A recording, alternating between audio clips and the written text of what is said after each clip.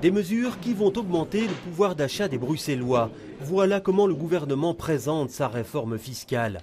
Parmi les bonnes nouvelles, la suppression de la taxe régionale de 89 € dès 2016 et la baisse de l'impôt sur les personnes physiques de 1%. Jusqu'à présent, les Bruxellois étaient les plus taxés du pays. Ils avaient une taxe forfaitaire qui était propre à la région bruxelloise, mais qu'on ne connaissait pas en Flandre ni en Wallonie.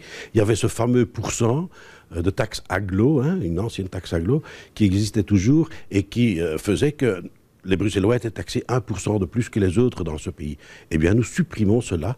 Nous avons pu faire quelque chose qui sera favorable aux Bruxellois.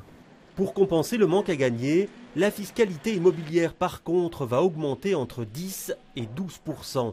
Mais elle épargnera les petits propriétaires occupant leurs biens qui recevront une réduction de 120 € sur leur précompte immobilier. Pour ceux qui ont une petite pension par exemple, qui possèdent leur propre logement, qui ont un logement normal à la moyenne et qui auront une légère augmentation du précompte immobilier, pour eux, grâce à cette diminution forfaitaire, il n'y aura quasiment pas d'augmentation. En 2017, la suppression du bonus logement est programmée. Dans le même temps, l'abattement sur les droits d'enregistrement va être considérablement augmenté. Jusqu'à 175 000 €, l'acquéreur d'un logement n'en paiera pas, pour autant que son bien coûte moins de 500 000 €.